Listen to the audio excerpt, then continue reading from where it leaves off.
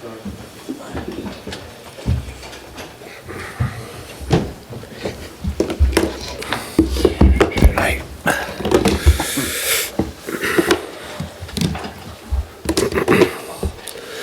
everybody, welcome to our Matchday -1 press conference ahead of tomorrow's fixture against Eintracht Frankfurt. Please use the microphone provided, 1 or 2 questions each to get through as many as we can in the time we have. Translation is available via the headsets, channel 1 for English, channel 2 for German. Michael. Hi Ange. Hey man. Looking at training, looks like the vast majority are available tomorrow. How excited are you and the players ahead of such a huge quarter-final? Everyone's good from sort of the weekend. From a physical standpoint, it's a good place to be for us. Hasn't been many occasions when that's happened this year, so from that point of view, it's good. And yeah, we're all excited by it. It's a quarter-final European competition. You're one of 8. Home game as well, which adds to that excitement. So looking forward to it. Watched another team in North London last night, another quarter-final. They were singing at the end, "Are you Tottenham in disguise?"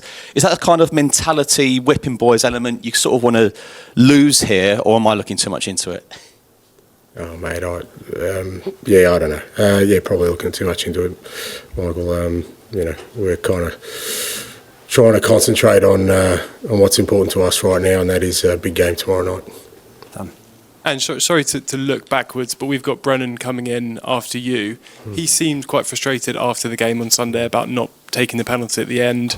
Kind of said he didn't want to distract Matthias, but he'd love to have taken it. Did you have a view on that situation? Is there a kind of pecking order, and were you happy with the way it worked out? Yeah, clear view. We scored, we won. Delighted. So it's incredible. It's the one bit that, literally turning gold into crap when it's Tottenham. Seriously. We're 2-1 up. If we're 2-1 up tomorrow night and we get a penalty in the last minute, I want the best penalty taker to take it. I mean,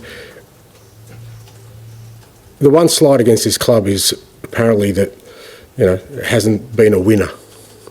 Well, the winner's mentality in the last minute of a game is to score a goal. We scored a goal, and yet somehow in this alternate universe of where everything that Tottenham does is wrong, that's come out as a negative. Be it as it may, like I said, from my point of view, I was delighted because, like I said, if that's tomorrow night and we get a penalty in the last minute and we get a third goal, which could be really, really decisive, really pleased with the way the players handled it. Has Brennan given Mate, you... It doesn't matter. So I was going to move on to something different. I was going to say, obviously, Wilson scored twice in the last leg.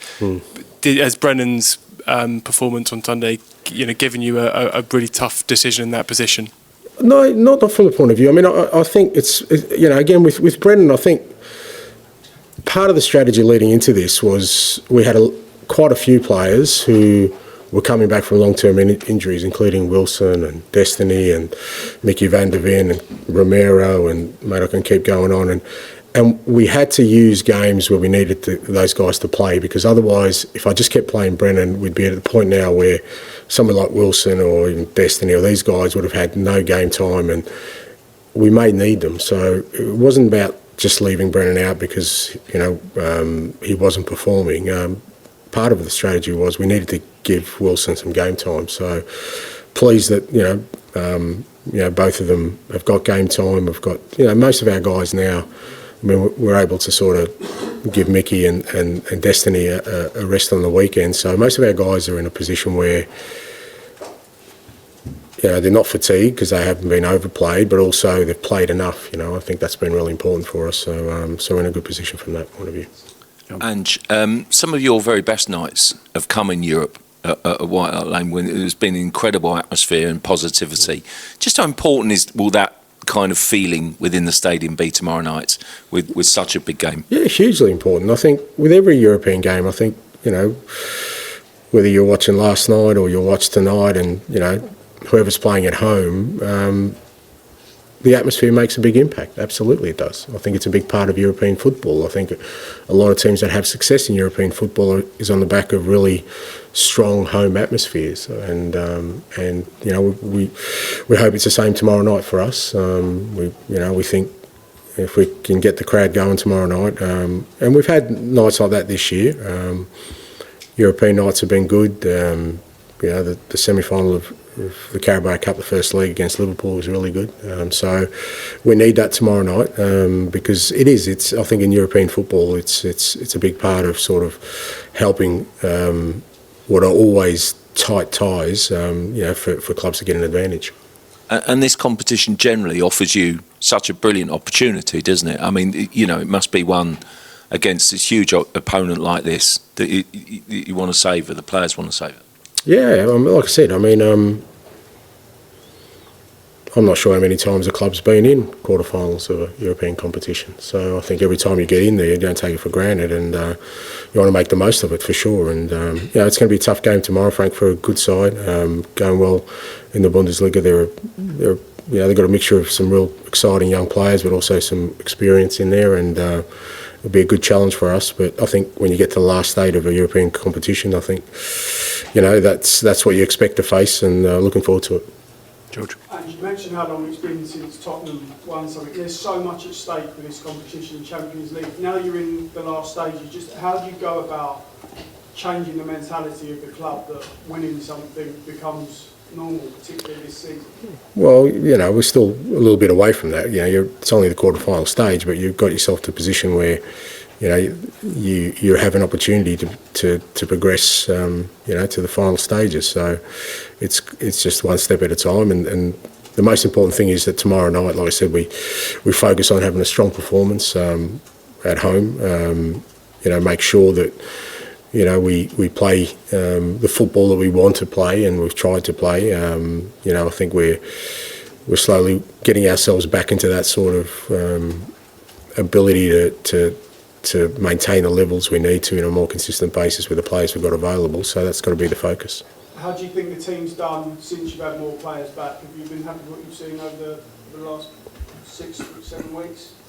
Oh, I can assure you it hasn't been 6-7 weeks, but anyway, I think we've been okay. But again, it's been disruptive because, like I said, we've had to juggle getting players game time with, also resting some players at different times so that we can get to this position where we've got a fairly fit and strong squad to tackle what's ahead. I thought first half on the weekend was really good. I thought there was some real good signs both with and without the ball that the lads are getting stronger in the areas we need them to. Thank you. Tom. You asked Dan earlier talking about how people turn gold into crap at the moment. There's a sort of sense of frustration at the moment in the last few weeks, what you were saying the other day about being on the lone voice, speaking up for Spurs. How much is there a anger in the dressing room of wanting to prove to people this season with this particular game that the team still is strong, still is fighting, and a quality side? Look, I think that feeling exists, but not because of that. I don't think they want to sort of prove. I mean, like that. And I don't think that's kind of a healthy motivation to have, because ultimately you can't win that contest. I just think we're in that position now where, as I said, even the good stuff we may do is going to be turned into some sort of half glass full kind of rhetoric. So from that perspective, I don't think we can. Am I interrupting somebody at the back there? From our perspective, I don't think that can be a driver in what we want to do. The lads are really keen to, as I said, get ourselves to be in a position where we can bring success to the club, keep sort of driving the principles of, why we started this whole sort of journey in terms of the kind of football we want to play, really stick together as they have through the toughest of periods. And now hopefully, we've worked our way into a position where we can make an impact for our season, in a real disappointing season for us. I just think there's a real determination to take the opportunity that they've earned up until this point, rather than, like I said, I just don't think you can win that argument of convincing people. I think even if I think John wrote, even if we win it, I'm gone anyway. So, you know, that's I'm not saying I'm going to go at you. That's just, I think, the general sentiment of people. So if you're trying to use that as a motivation, you're not going to win that anyway. So there's got to be something more in it for us. And for us, what the most important thing as a group is that, like I said, we've been through a really tough time, but we're still in a position where we can make an impact. And you don't know how often you'll get in those opportunities. Like I said, we're in a quarter-final. I don't know how many times the club's been in a quarter-final of a European competition. Well, you don't want to let that sort of slip you by or have the wrong sort of mindset going into it. So, you know, I think the players are handling it well in terms of how they're trying to embrace this challenge of, you know, you're going to face a top team, but, you know, we have the capabilities to overcome that. Weekend when Wilson Odeberg came off the bench, you were saying he wasn't quite ready or quite quick enough being ready for that moment. How important is it for every player to be switched straight away for this? Yeah, hugely so. And you know, and the point I was trying to make with Wilson was he was a key contributor to us winning the penalty at the end. So he makes a big impact. So it's about all the players, not just them, not just Wilson. It was just an example I used, but.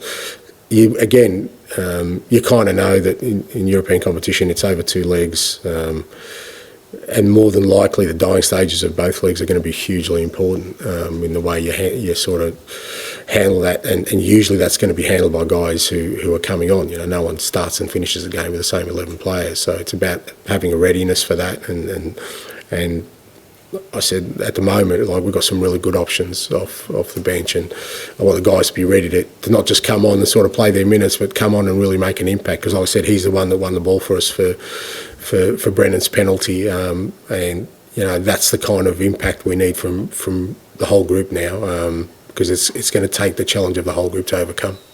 If you could pass it down to Ali, please. Thank you.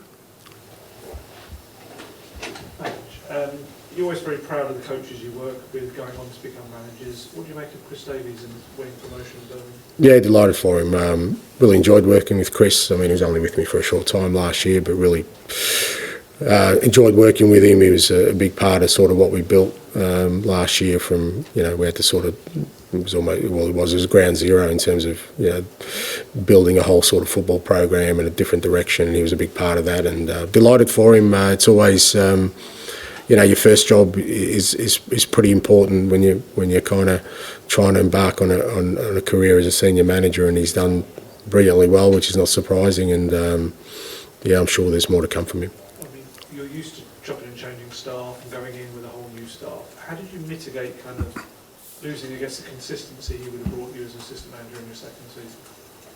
Well, I think, you know, there were still other people within the you know, Wellesley and Meso and Billet who were with us, Birchie, so it wasn't that disruptive. And like I said, we were still very much, it wasn't like, I think it'd be more difficult if Chris was with me for 10 years and then he moves on. But I mean, the reason I kind of haven't had sort of a group of people is that, you know, that's an easy one for us to sort of travail, because like I said, there's a consistency in message with all the sort of staff I have. And you know, like I said, he was great with us last year, and I was more than pleased for him to sort of take his opportunity, and he's done well with it. Last one, please, George. It's obviously a tough season, a tough time for the club and for yourself, and you mentioned the speculation around your job. How much has this competition kind of kept you going as a chance to, no matter what happens, leave your mark on this club? Yeah, look, you know, like I said, the only reason I mentioned John's article is not because I think that's a general sentiment that, you know, I've said before, that's not what drives me. I came to this club with a clear sort of purpose and vision of what the club needed and what I could offer, and that is change the way the game, you know, the team plays, to obviously rejuvenate the squad, because it was a squad that was coming to the end of a cycle, and bring success. And as long as I'm in this position, that's always my focus. And irrespective of whatever noise there is or whatever there may or may not be in the future, I don't see that should diminish my sort of burning ambition and desire and my determination to make that happen. I mean, you know, that's anything you achieve in life, you know, usually comes with a struggle. Certainly everything I've achieved in my life has come with a struggle from a professional perspective. So this is just another struggle, but never through this struggle have I thought, I've lost the will to fight for what I think is the right thing to do, and we'll continue to do that. Thank you. Thanks.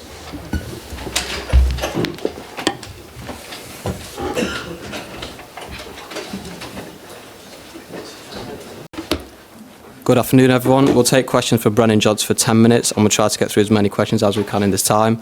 Simultaneous translation is available through the headsets provided, so please select channel 1 for English and channel 2 for German. We'll take questions from the floor, and if you could please use the microphones provided. Hi, Brennan.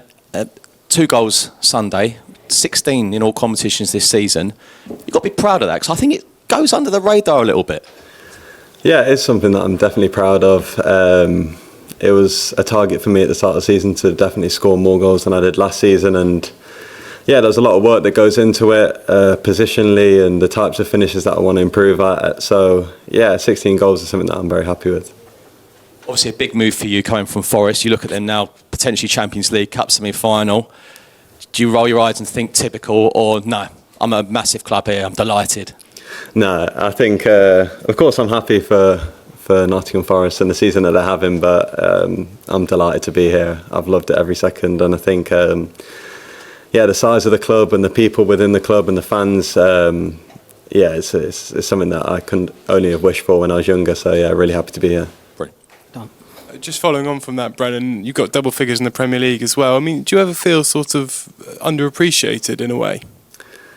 Not really, no. I think within the team and the staff that we have here, I think it's definitely made to me to feel appreciated, and to be honest, that's all that matters to me. I think where with my colleagues and the staff and the manager make me feel appreciated, and I think the style of play really suits me, and all the people in the club are super supportive of what I've achieved this season. So no, I think within these walls I feel really good about it. You've got this habit of popping up at the back post that's been spoken about a lot this season, and Ange has spoken about that as well. Can you just talk about kind of how that happens, I guess, and why the system suits you so well in that respect? Yeah, I think it suits me just because of the players that we have, the profiles, a lot of fast players. So I think when the ball gets crossed, there tends to be a lot of space for the ball to go all the way across the pitch, and it's just about me gambling on what position to be in. And more times than not this season I've been in the right position, and work does go on in the training ground. I think there's a lot of coaches that do a lot of work with me, which I'm really appreciative of. So there is work that goes into it, but quite instinctive as well. It is something that I've always wanted to do. I was just looking down the goals and assists like earlier in the season. There's a real consistency to it. Obviously, you went on that run as well of goals. Just recently, before those 2 goals, there was that little gap. Is it been a case of you finding your sharpness after the injury? Has that been what it was mainly? Possibly, yeah. I think it was disappointing in picking up an injury that maybe went on a bit longer than I would have wanted it to. So yeah, I think after the injury, it's always tough to kind of hit the ground running. I did score a couple against Ipswich, but I think after that the games came really thick and fast, and it was just about trying as best I can to build up my sharpness. And I feel like when I'm at my best, it is when I'm feeling really sharp and energetic and fit as well. So yeah, possibly a little bit of that, and then more just the performance maybe wasn't as high as it was before that. Something I wanted to ask you about the penalty incident. It was more something you said after it, that you didn't want to put off Matisse by kind of having too much of a debate about it, which is quite rare because you do see these kind of things. Kind of how important was that for you? You clearly wanted to take the penalty, but didn't want to upset him or put him off his stride.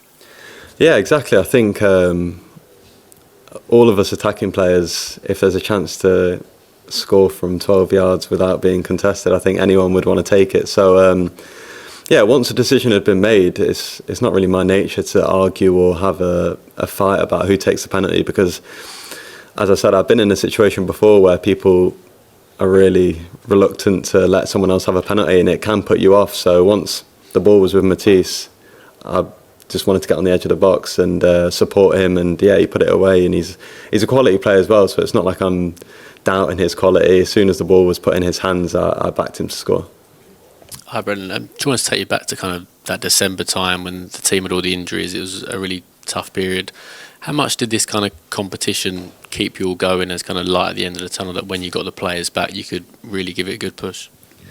Yeah, massively. I think that period that you mentioned was really tough. There was a crazy amount of injuries, and yeah, I think even in the European games when we had the injuries, the lads performed really well. I feel like everyone gave literally everything. I think we were at one point only had 10 or 11 fit first team players. So yeah, I was really proud watching the lads, especially in Europe. I think the way they fought in the games till the end, got some really good performances and results away from home as well, which is something that yeah, I was watching. It made me proud, and I feel like it just gave us a great performance and great elevation to go and really push on in this competition. And obviously, you know, you as players want to win it for yourself. How much do you kind of want to win it for Ange, given all the talk about him at the minute? Yeah, definitely. I feel like we want to win it for everyone in the club. I think us players and the manager and the backroom staff have been through some tough times this season. I think down to our own mistakes. I feel like there's been a lot of games where we haven't performed good enough. So yeah, this competition would be great. It would be an unbelievable feeling to win. But I think we don't want to look too far past this game on Thursday. But yeah, to be able to win it for everyone in the club would be massive. Hi, Brennan. Did you hear what your manager said just 10 minutes ago? He was talking about the penalty incident. He was quite upset. He said incidents like that and the reaction to it are literally turning gold to crap. Did he speak to you about it after the match? No, we didn't speak about the penalty after the match, no. Do you agree with what he was saying? Because what he was getting at is that it's a winning mentality. Just he wants the best player to take the penalty, and he wants the win more than anything. Do you agree with him that the reaction to that has been wrong, and that's what the club needs to focus on? Yeah, I agree. I think we're going to go into competitions where if it goes down to penalties or there is a penalty to be taken, there's so much on the line. So it's about whoever's feeling the most confident, who's performing the best, who's basically on penalties will take the penalty. So yeah, I agree, because in this tournament it's not really about giving people free goals, it's about scoring goals. And yeah, if we get an opportunity to increase our lead or get a goal back, we have to make sure that we score the goal. So yeah, I agree with what he said about it. George. Brennan, hello. Sorry, I know you spoke about this before, but you come off social media back in September, and then you just went on this mad goal-scoring run, and it seems to have followed. I just wondered, are you still off social media, and how much of an impact has that had on you this season in terms of just shutting out the noise and hitting form? Yeah, I don't really use social media that much, to be honest. I have some accounts on it, but yeah, I don't really check it too much or on it a lot. So for me personally, I don't think it's to do with football or wanting to perform better, not at all. I think that comes down to the work on the training pitch and things like that. It's more, for me, it's just kind of what I'm spending my time on when I'm not training. I feel like I just want to make the most out of the time that I get to spend with people close to me. So yeah, it's more just a decision that way. I think the run that I went on after coming off it was a bit of a coincidence, to be honest. I feel like people thought that was the key to scoring goals, but yeah, it was kind of just a coincidence the way it happened. But yeah, that was all. Your national manager Craig Bellamy was on Sky's Monday Night Football, and he said that the way he'd sort of been coaching you as well, he'd been making you watch videos of Raheem Sterling. So can you just tell us how that's impacted your season as well, and basically sort of how good job Craig Bellamy and your manager's done that of getting the best out of you this year? Yeah, I've really enjoyed playing with Wales. I feel like we're in a really good place at the minute. We have some players who are playing really well in the Premier League and at a highest level. So I think the staff and the manager there have been amazing. I think they give you little bits to watch. I think a few of the members of staff had worked with Raheem Sterling, so they kind of just wanted to pass on a message that they'd worked with him, which I was all ears for, to be honest. I feel like he's an unbelievable player who's had an amazing career, kind of gets a bit of doesn't get the respect that he deserves, but yeah, he scored so many goals in the Premier League, and that's something that I want to do as well. So yeah, I was just watching that. And I noticed you scored a lot of one-touch goals this season. What's all that about? I think it's more just the position that the lads have got me in, that I don't really need to take many touches to score. So yeah, I'm very thankful of the great assists and the goals that I'm been able to score. We'll go one with Jay and then finish with Tom.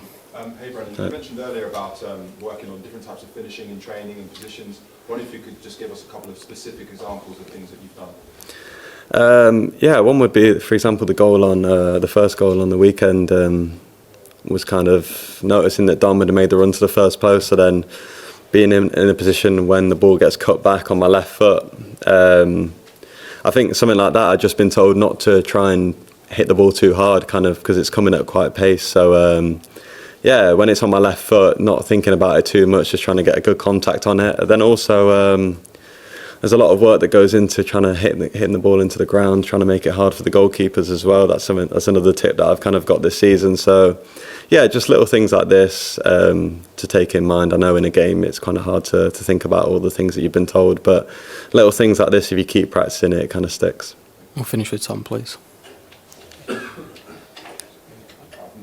Okay, Brennan, last season you guys were chasing the Champions League, just missed out. This year the league, you know how difficult it's been.